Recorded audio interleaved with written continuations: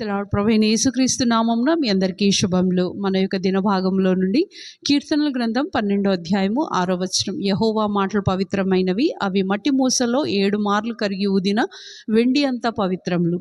వెండి బంగారంలో మనకి ఎప్పుడైతే లభ్యమవుతావో అవంతా మెరుపుతో కూడిన విలువైందిగా కనబడదు. కానీ ఎప్పుడైతే భయంకరమైన వేడిలో దాన్ని తీసుకెళ్ళబడుతుందో అది సపరేట్, అంటే ఆ మస్ట్ అంతా సపరేట్ అవ్వడం మొదలవుతుంది. టెంపరేచర్, ప్రెషర్ ఎక్కువ చేయాల్సి వస్తుంది ఆ ప్యూరిఫికేషన్ కొరకు. అలాగే ఎప్పుడైతే దేవుని వాక్యం మన దగ్గరికి వస్తుందో మనల్ని కూడా లోకం యొక్క ఆచారాల నుంచి, లోకం యొక్క పోకడలో నుంచి, మన యొక్క తప్పుడు విధానం మనల్ని సరిచేయబడాలని ట్రై చేస్తూ ఉంటుంది. దేవుని వాక్యంతో మనం ఎప్పుడు ఆ ప్రతిబింబంలో పోల్చుకోవడం మొదలు పెడితే మనలో తప్పు కనబడుతూ ఉంటుంది. ఆ తప్పును సరిచేయడమే దేవుని యొక్క పని, దేవుని యొక్క వాక్యం యొక్క పని.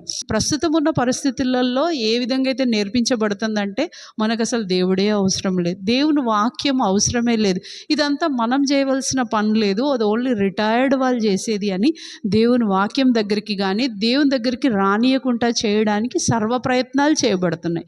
ఇక్కడ ఈ కీర్తన గ్రంథకారుడు మొదటి 3-4 వచనాలలో ఏం చెప్తా ఉంటాడంటే, మనుషుల మాటలు ఎంత భయంకరమైనవి, అబద్ధాలు ఆడేటి, బింకంలు ఆడేటి, మా నాలుకలతో మేము ఏదైనా సాధిస్తాం అనే చెప్పే వాళ్ళ ముందు ఈయన చివరి వచనం వచ్చేసరికి ఏమంటాడంటే, నిజంగా మనుషుల మాటలు నమ్మకమైనవి కావు, యెహోవా మాటలు ఎంత పవిత్రమైనవి, అవి ఎంత చూసినా ఆయన నమ్మినమా మనం ఏమాత్రం నష్టపోమని మనల్ని హెచ్చరిస్తూ ఉన్నాడు.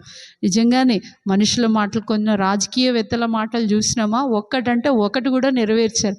కానీ మనం అమాయకంగా వాళ్ళని నమ్మడం, వాళ్ళకు ఓట్లు వేయడం, మన మీదనే అధికారులుగా చేసుకోవడం, సమస్తం నష్టం చేసుకోవడం, ఇది లోకం యొక్క పోక. కానీ దేవుని యొక్క పద్ధతి అట్లా కాదు. ఆయన చెప్పిండంటే చేసి చూపిస్తారు. ఆయన మాటలు పవిత్రమైనవి, అవి మనల్ని లోకం నుంచి సపరేట్ చేస్తాయి, లోకం యొక్క ఆచారాల నుంచి సపరేట్ చేస్తాయి, మనల్ని ఆయనతో కలుపుతాయి, మనలో ఉన్న చెడుతనం అంతా పోయేలాగా చేస్తాయి.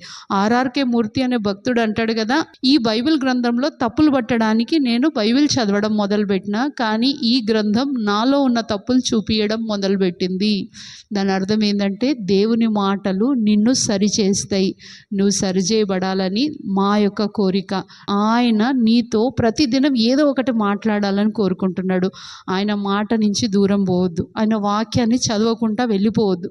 ప్రతి దినం ఆయన దగ్గరికి వస్తే ఆయన నీతో ఏదైనా కొత్త విషయాలలో నీతో మాట్లాడాలని కోరుకుంటుండు. రండి ప్రార్థన చేసుకుందాం, దేవుడు మనతో ఆ విధంగా మాట్లాడాలని. ప్రియమైన తండ్రి, యేసు ప్రభు ఘనమైన నామంలో మీరు మాకిచ్చిన ఈ పవిత్రమైన మాటలకే మీకు ఎంతో వందనాలు చెల్లించుకుంటూ వస్తున్నాను. ఇటు మాటల చేత మేము సరిచేయబడినట్లుగా, మేము ఏ పరిస్థితుల్లో ఉన్నామో ఆ పరిస్థితి నుంచి బయటకు వచ్చి, దేవా నిన్ను వెంబడించుటకు మాకు సహాయం దయచేయమని, నీ వాక్యం యొక్క వెలుగులోకి మేము నడవబడినట్లుగా చేయమని ప్రార్థిస్తూ యేసుక్రీస్తు పరిశుద్ధమైన నామములో ప్రార్థిస్తున్నాం తండ్రి, ఆమేన్.